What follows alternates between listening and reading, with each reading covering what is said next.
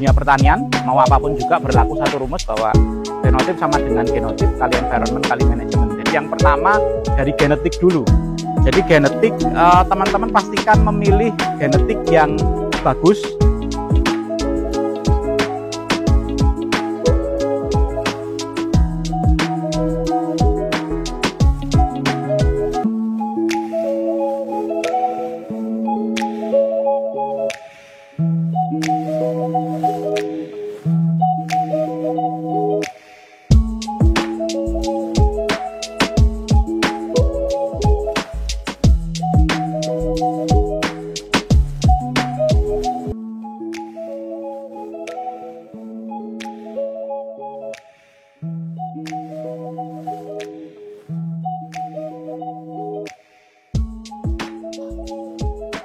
Selamat pagi, kali ini kita sedang berada di kebun PT Lentera Agropedia Nusantara yang saat ini sedang membudidayakan melon hidroponik varietas Sweet Hummy. Untuk penjelasan lebih lanjutnya, mari kita ikuti penjelasan dari Bapak Ardi Kisworo selaku Kepala Agronomis PT LAN. Halo teman-teman sekalian, ini saya baru panen melon jenis Sweet Hummy. Melon ini kami budayakan di greenhouse kami, PT Lentera Agropedia Nusantara, di ketinggian 17 mdpl. Jadi kami berada di Kulon Progo, kurang lebih sekitar 3 km dari bibir pantai, jadi cukup rendah sekali. Dan melon Sweet Hummy ini memiliki tekstur daging yang tipenya tipe crunchy, dan ini masuk dalam kategori melon premium. Jadi melon premium sebenarnya adalah melon yang bisa juga dibudidayakan di tanah. Jadi sebenarnya kategori premium itu bukan terletak pada dibudidayakan di mana. Bisa di greenhouse, bisa di open field, tetapi yang penting kualitasnya bagus. Itu saja kalau melon premium itu. Nah, sedangkan untuk mencapai kualitas yang bagus, maka melon tersebut paling gampang, kondisi tersebut bisa didapat ketika kita budidayakan secara hidroponik. Dan kriteria kematangan dari melon itu kalau dilihat tadi, ini yang saya petik tadi, ya, daun benderanya sudah menguning, meskipun di pohonnya daunnya masih hijau semua, ya, masih hijau semua. Jadi itu kriteria melon yang secara fisiologis bisa dikatakan sudah mencapai tingkat kematangannya. Nah, melon ini memiliki potensi break maksimal yang kita dapatkan di salah satu kebun mitra itu ada di 17, dengan umur panen kurang lebih minimal adalah 42 hari setelah polinasi, jadi HSP ya, HSP. Nah, kami biasanya mempolinasi untuk Sweet Hummy ini di ketinggian lateral ke-10, jadi nomor 10, itu kami lakukan polinasi mulai hari ke-21 setelah tanam. Umur buah ini adalah 42 hari setelah polinasi, maka ketika kami lakukan polinasi di hari ke-21 setelah tanam, maka kalau ditambahkan umur panen akhir dari melon Sweet Hummy ini adalah 62 sampai mungkin 63 hari setelah tanam. Jadi ini adalah salah satu melon premium dengan kualitas yang cukup baik, yang teman-teman bisa rasakan sensasi daging crunchy-nya cukup memuaskan lidah kita. Oke, menjawab beberapa pertanyaan teman-teman yang sering masuk ke medsos kami, sebenarnya kunci untuk penanaman melon sendiri, terutama melon greenhouse ya, melon premium, yang pertama ya tetap kalau di dunia pertanian mau apapun juga berlaku satu rumus bahwa fenotip sama dengan genotip kali environment kali manajemen. Jadi yang pertama dari genetik dulu. Jadi genetik, teman-teman pastikan memilih genetik yang bagus, nggak rewel secara penanaman, jadi nggak gampang terkena hama dan penyakit, terus ketahanannya terhadap virus lumayan bagus, terus kemudian memang untuk potensi kemanisan dan segala macam itu cukup tinggi ya. Itu yang pertama dari genetik. Yang kedua kemudian kita bicara masalah menghafal setiap varietas. Jadi kalau satu kebun nanam varietas berganti-ganti setiap musim, untuk kita mengenali karakter tanaman itu memang dibutuhkan minimal 1 musim. Jadi sebaiknya jangan ya. Jadi kalau tanam varietas ya sudah ketemu tuningnya, tanam varietas itu terus. Itu akan jauh lebih gampang karena satu varietas mungkin menghendaki kalsium lebih banyak daripada varietas yang lain, terutama yang jenis crunchy seperti ini.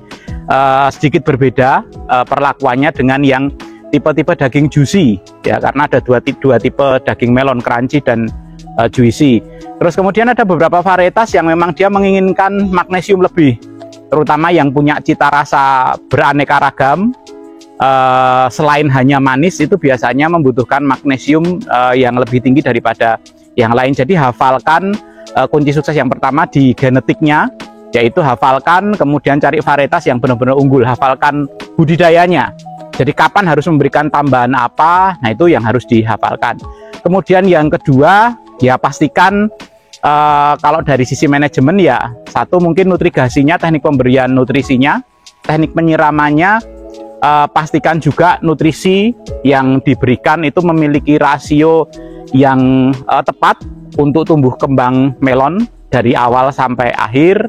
Terus kemudian kualitas bahan baku nutrisi, terus kemudian pola pemberian. Jadi kualitas bahannya sudah bagus, rasio sudah bagus, formulasinya sudah bagus, tapi cara pemberiannya salah juga hasilnya di tanaman kurang bagus. Itu adalah sebuah satu kesatuan terintegrasi ya, berapa EC atau ppm yang dipakai.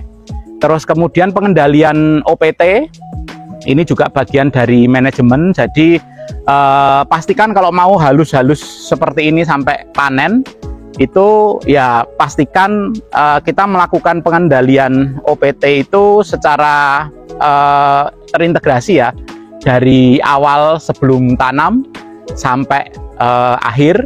Jadi di sini kita pasang blue trap dan yellow trap yang tipe statis ya, dia nggak bergerak. Itu dengan maksud untuk kita mengurangi insektisida. Jadi kita nggak boros insektisida di sini. Paling fungisidanya saja itu tergantung musim ya. Kalau kita tanam musim penghujan, itu tentu saja kita memakai fungisida yang lebih banyak daripada ketika kita tanam di musim kemarau. Selain itu ya saya bilang tadi, terintegrasi dari awal, maksudnya kita mulai dari ketika sterilisasi greenhouse awal sebelum tanam. Terus kemudian prioritas, jadi sebaiknya saya sarankan untuk pengendalian hama tipe baik itu insektisida maupun fungisida di awal-awal pakailah SSK ya, sistemik kontak. Baru kemudian setelah muncul buah pakai kontak sistemik. Artinya kita nggak mau buah kita di akhir panenan itu mengandung residu fungisida maupun insektisida yang masih cukup banyak. Terus kemudian yang penting adalah kita bicara faktor ketiga ya, tadi genetik sudah, manajemen sudah, faktor environment, lingkungan ya. Lingkungan yang ideal untuk budidaya tanaman melon. Untuk Sweet Hummy ini sebenarnya dia tidak terlalu menuntut ya. Artinya saya pernah melihat kebun ini dari mulai ketinggian 10 mdpl sampai 1200 mdpl ada yang nanam. Yang menjadi permasalahan adalah lingkungan di dalam greenhouse terutama. Jadi usahakan memakai greenhouse yang ideal dengan ketinggian yang cukup ya. Artinya kita akan menyediakan sebuah ruang lingkup hidup, habitat hidup yang ideal sekali untuk melon ini bisa tumbuh kembang dengan maksimal, sehingga diharapkan kalau pohonnya itu tumbuh secara maksimal, maka hasilnya juga akan maksimal ya. Jadi itu yang kita sarankan. Masalah kemudian teknis ya, ukuran polybag, terus kemudian media tanam, nah itu bisa menyesuaikan. Di sini kami pakai 100% kokopit begitu. Terus kemudian kami gunakan ukuran polybag 40 x 40 ya, kami isi dengan 2 tanaman. Itu yang menjadi best practice kita, karena kita sudah trial cukup banyak ukuran polybag yang hasilnya maksimal ada di ukuran 40-40. Maksud saya maksimal di sini juga haruslah optimal.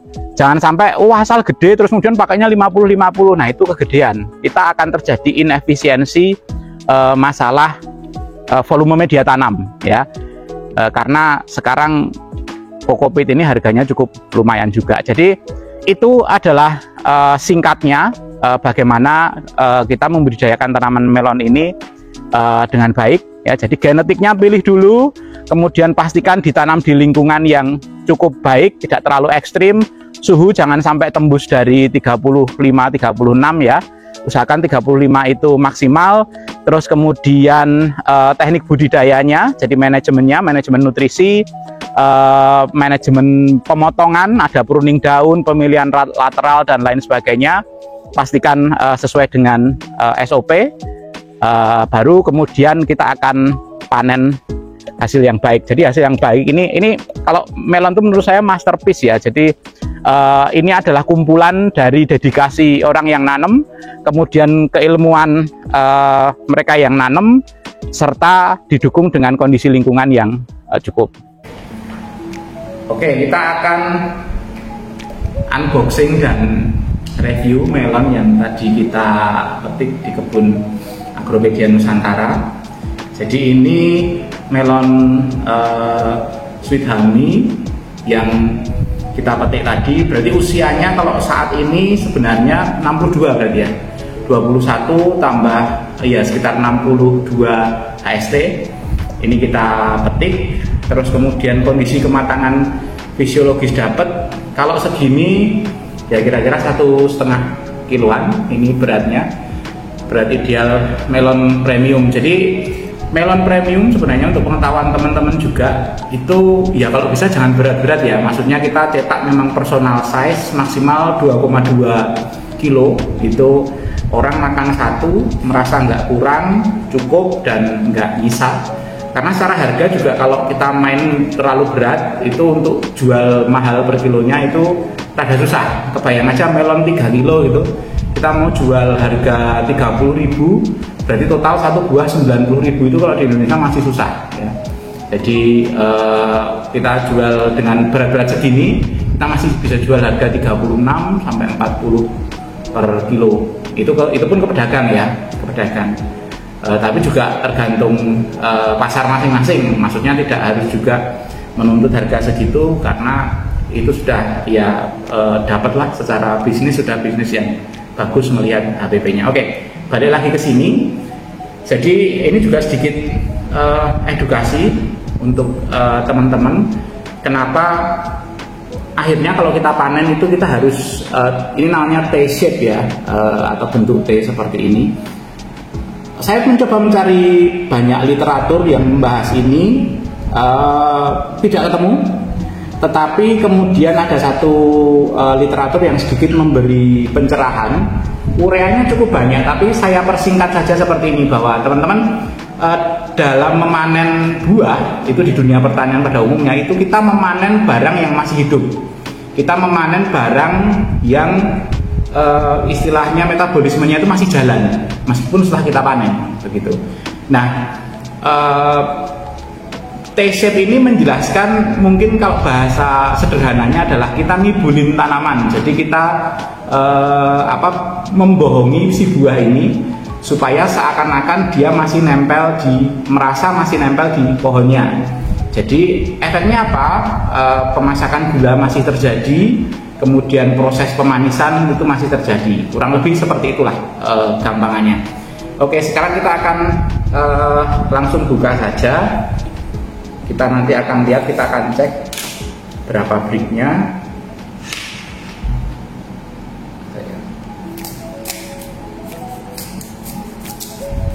Suaranya cukup menggoda ya.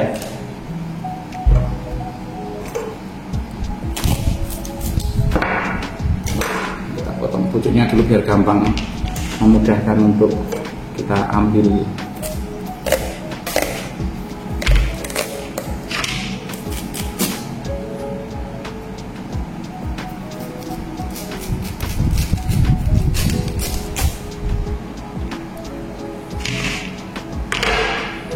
ada airnya tapi tidak terlalu banyak ya. Oke, sekarang kita keluarkan dulu bijinya. Oke, nah saya cerita juga ke teman-teman bahwa tes brick ini ada banyak orang yang punya metode masing-masing, monggo saja mau yang mana, tetapi yang kita lakukan ini adalah yang menurut kita proven dan disetujui oleh kedua belah pihak. Kedua belah pihak itu pembeli dan penjual. Karena begini, kalau petani itu maunya ngetes yang dekat biji, karena dekat biji pasti manis. Tetapi kalau pedagang untuk mendapatkan harga yang murah, harga beli yang murah dari petani, dia maunya rada mepet ke kulit. Nah, menurut saya itu sesuatu yang kurang tepat, karena sebaiknya kita ambil rata-ratanya. Karena itu kalau kita mau ambil rata-ratanya, ya kita ambil sepotong kecil begitu, satu irisan kecil, terus kemudian ini rada dalam, jadi kita haluskan dulu untuk kita ambil airnya. Kita coba haluskan ya. Nah, ini sudah cukup keluar airnya, nggak usah terlalu ekstrim mengambilkannya. Yang penting didapatkan cukup sampling untuk refraktometer. Jadi ini kita pakai refraktometer standar yang ada di lapangan ya, di pasaran. Alat seperti ini dijual di toko-toko online banyak, itu harganya sekitar 400 ribuan, jadi bukan barang yang mahal. Kita ambil menggunakan pipet di sini, terus kemudian kita teteskan di sini.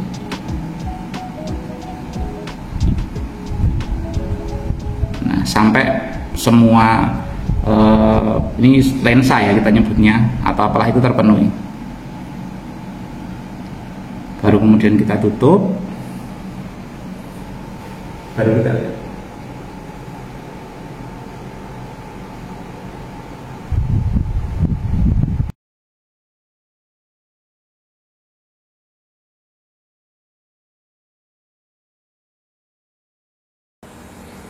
Rasanya manis, terus dia juga manisnya tuh nggak yang manis banget, terus nggak, maksudnya manisnya pas, terus juga mungkin karena dingin jadi dia kayak pas dimakan fresh banget, dan dia crunchy sama juicy, jadi bintang 10 enak.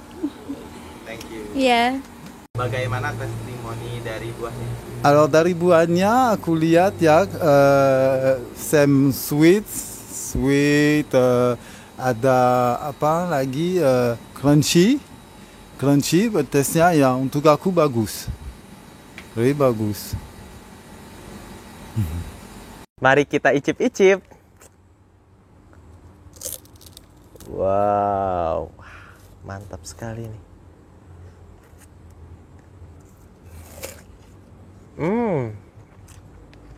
Crunchy banget sahabat mutiara. Enak banget sahabat mutiara rasanya. Manis banget. Udah. Ini lebih crunchy, manis, enak banget setiap hari kalau dimakan, lebih sehat. Demikian video kami kali ini. Untuk tips and trik budidaya melon hidroponik selanjutnya bisa mengikuti pelatihan kami yang kami adakan baik luring maupun daring. Untuk jadwal pelatihan selanjutnya bisa dilihat di sosial media kami, Instagram Agropedia Nusantara maupun website kami www.agropedianusantara.com. Sampai jumpa di video kami berikutnya.